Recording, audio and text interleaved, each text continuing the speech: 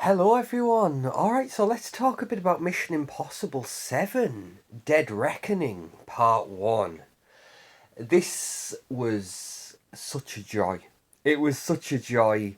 I went to see it the other day and I felt on such a high after seeing the movie, but obviously I wanted to process and wait and just think about it. And what I can say comfortably is that this is great. It's great. It's flawed in no movie's perfect. It's flawed in some respects.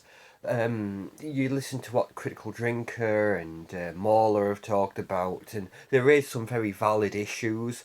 But honestly, with me, I was just I had so much good faith towards this film that I was just going with it. You know, I was happy to go along with it because it's such a fun movie.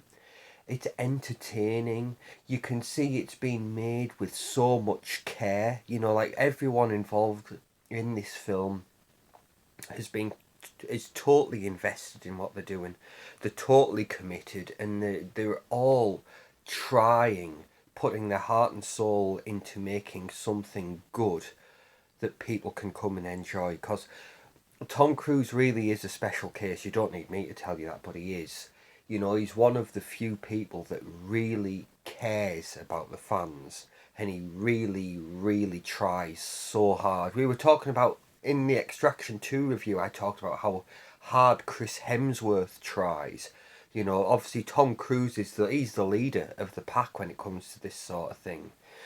He sets the bar, and he continues to raise the bar.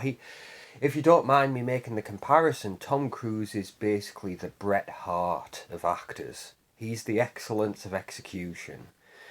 He doesn't settle for anything less, and he's completely dialed into it. He really believes in what he's doing. He believes in the film, in the film industry. He really does, and he believes in the art of it. Whereas obviously that's something that's a very rare thing these days. Obviously we've just had we've got the writer's strike. Now we've had the Screen Actors Guild going on strike. But it's just, if you don't mind me just taking a second, obviously that was announced last night during the Oppenheimer premiere, and the actors left during the premiere. I'm sorry, you can have your own thoughts on this. Again, I won't dwell on this too much, but I'll just say that for me is embarrassing. That's an embarrassment. Fair enough, you want to go on strike, start from the following day, but you leave during the premiere. I'm sorry, that's an embarrassment.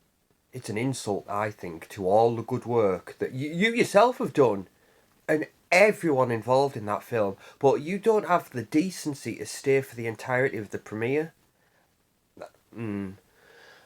But again, we'll move on to that. But Tom Cruise, you see, he cares so much, and he believes, and again, he delivers 100%, more than 100%. But he never fails. Well, there's 7 movies in, and they're going from strength to strength, and it's incredible. But everyone here is great. Tom Cruise is great. Simon Pegg, just a joy.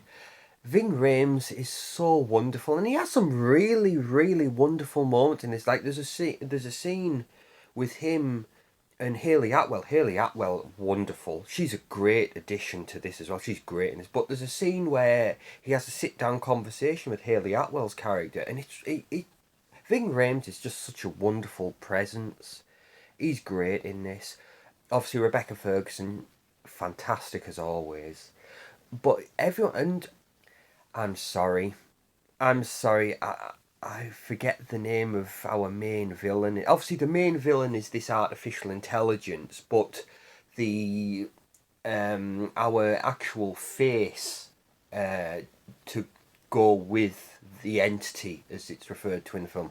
Our main actual physical villain in this. I'm sorry, his name escapes me, but he's brilliant. I don't know this actor. I mean, that's on me. He's obviously been in a lot of stuff, but he's got such a wonderful presence to him. He's great in this. and he is so cool as well, effortlessly cool. But he's also formidable as well, like, because obviously there's a bit in the trailer where you see he squares off against Tom Cruise on the top of the train. There's a fight scene, almost Octopussy-esque style fight scene that takes place on top of this train with him and Tom Cruise, and yeah, you can see that. Yeah, you can buy that this guy poses a legitimate threat to Tom Cruise or to Ethan Hunt. So a great villain. You've got the actual villain in terms of the concept of the entity. That's what we're trying to stop. But then the actual physical embodiment of the threat is also great. And then going alongside that, you have the Pom Klementif. Is so wonderful in this as well. She's again one of the heavies going after Tom Cruise and Hayley Atwell. Almost Terminator-esque in some respects, but it's really interesting what they do with her character too. But there's a great set piece in Venice. It's at night and it takes place in one of these real narrow alleyways where Tom Cruise and Pom Klementif square off, and it's real close quarters combat. It must have been a nightmare to film, but it's so well done. But this film is, I mean, yes, it has its flaws, but it's just there's so much. You have so much good feeling and good faith towards this film because you know it wants you to enjoy it, and also just from a filmmaking standpoint, there's so much style and artistry on display. Obviously, in terms of the action stuff and the stunts, absolutely spectacular. But from a style, this movie's very stylish and it's just so well done, well shot. Interesting use of Dutch angles as well throughout this film. It's shot in a very interesting way.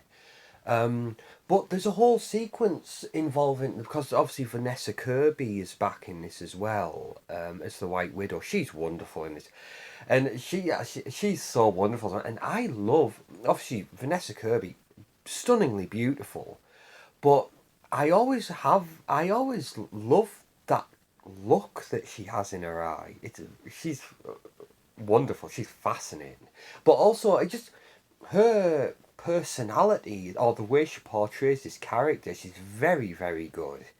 And you can see she's really enjoying the character as well. But there's a scene where they meet up with her for like an exchange.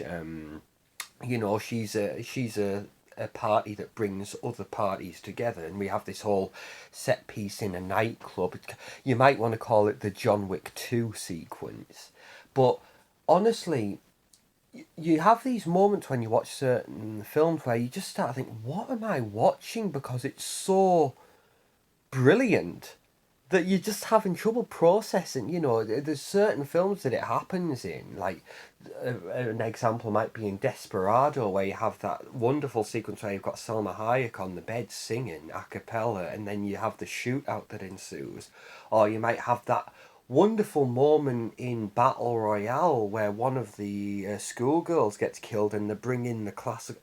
Can't remember the name of the piece, but it's the classical music piece they also use in Spy Who Loved Me. It's like just these brilliant moments. And this is where I think, yeah, this is what filmmaking's all about. This is what cinema's all about. But you have this wonderful moment in the nightclub where obviously Tom Cruise is there, obviously Hayley Atwell's there, Vanessa Kirby's there, Rebecca Ferguson's there, and then obviously our main bad guy arrives. Gabriel is the name of the character in the film, and then obviously you have Pom Klementif arrive with him as like his backup.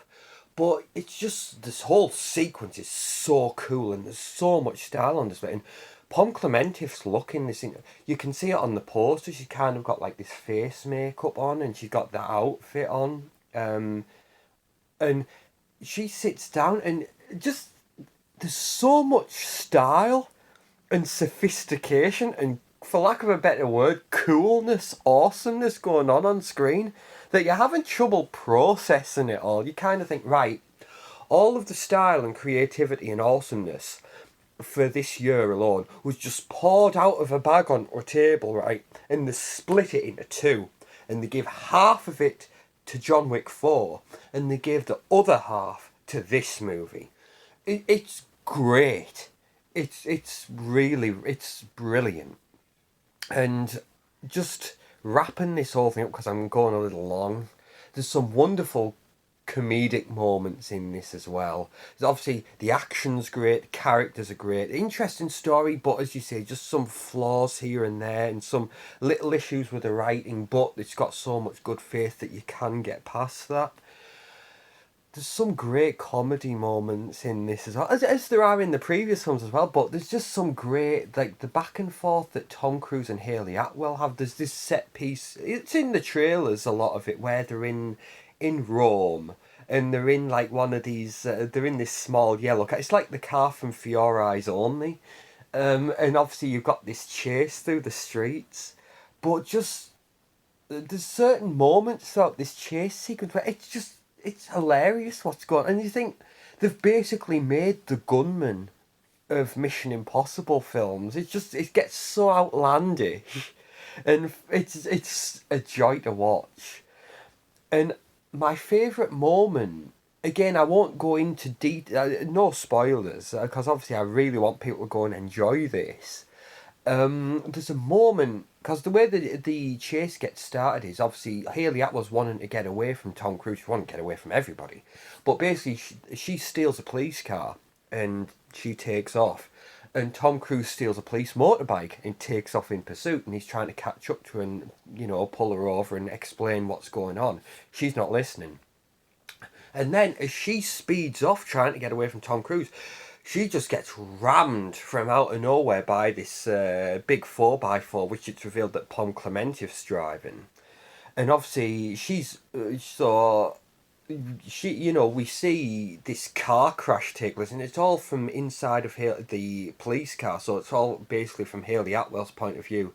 She gets rammed, and then obviously we have the aftermath, and Hayley Atwell's character is still dazed, completely out of it, and trying to pull herself around.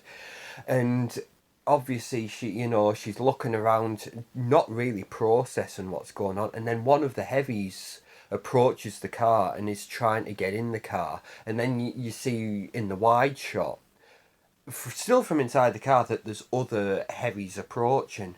And then this moment happens where the police motorbike that Tom Cruise was driving comes into frame, and Tom Cruise ain't on it anymore, and it's not driving on the road anymore. It just comes flying out of nowhere just into these guys and just wipes them out. But it's done, obviously, all of this is shot from inside the car. So you've got this wide shot of everything that's going on and surrounding the car. So just out the corner of the screen, just this motorbike just comes flying. And also, they kind of cut the sound after the car crash. You kind of have that, like, the sound goes out for the most part, and you just hear like echoes and muffled. Yeah. So there's no sound. You just see this motorbike fly past and into these like 4 or 5 guys and just wipe them out. And it's hilarious. It's great. It's great stuff. But this movie's absolutely wonderful. And this, after the disappointing box office of The Flash and Indiana Jones, this is a movie that deserves to do well, and I think it will, because obviously after what Tom Cruise did with Top Gun Maverick, and just the way he's been conducting himself, you know, he's got so much good faith with so many people now. There's so many people that are just going to want to go out and see it because they want to see a Tom Cruise movie, because they know that this is a movie that's going to be designed to entertain, because Tom Cruise cares about making something for the fans. And again, wonderful collaboration. Christopher McQuarrie back obviously came on board on number 5, and obviously he did 5, 6, and now 7, and gonna go and do 8. But that's a wonderful pairing, Tom Cruise and Christopher McQuarrie, because they also worked together on Top Gun Maverick. McQuarrie didn't direct it, but he co-produced and was involved in the writing. So just a wonderful, wonderful creative team, the two of those, Tom Cruise and Christopher McQuarrie, and they're just again going from strength to strength, and it's wonderful to see. It really, really is. But that pretty much wraps this up. So, you know, as you say, plot wise, it's to do with the threat of artificial intelligence, the entity. And basically, this is part one. You know, basically, they're in pursuit of this key. So, this is all about getting the key. And then at the end, and then part two is going to be finding, right, we've got the key. Now we need to go and find what this key is going to unlock. So that's what part two is going to be. And I can't wait. But what I will say is this film, even though it's part one, it still feels like a full movie. You still feel like you still feel satisfied that you've been given a full movie here. You don't feel as though it's just you've got like half of it and then it just cuts off. Oh no, you feel as honestly, you feel as though you've gotten your money's worth, to say the least. But this has been a joy. It's an absolute joy. I thought it was wonderful. But as you say, not a perfect movie, but no movie is perfect. But it's certainly one of those. Go see it on the big screen. I mean, I liked The Flash. I really did. Michael Keaton was great.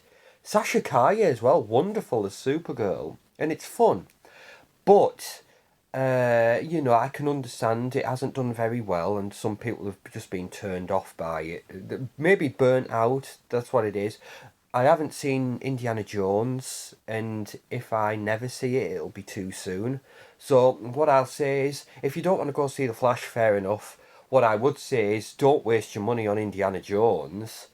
Go and see a movie that actually has respect for its characters in Mission Impossible. And also, a lot of comparisons have been made between the character that Haley Atwell plays in this and the character that Phoebe Waller-Bridge plays in Indiana Jones. But a lot of obviously everybody's saying the same thing. They take these two characters on very, very similar arcs throughout the film, their respective films, and Haley Atwell's is in Mission Impossible is done so much better. So even if you're wanting to see that sort of character and that sort of character progression, it's done so much better in this film. Obviously, I can only speak to this film because it's the only one of the two I've seen. But when you hear it seems like everyone's thinking that this, yeah. So that anyway, I'm falling into word soup. I'm sorry, I'm yammering.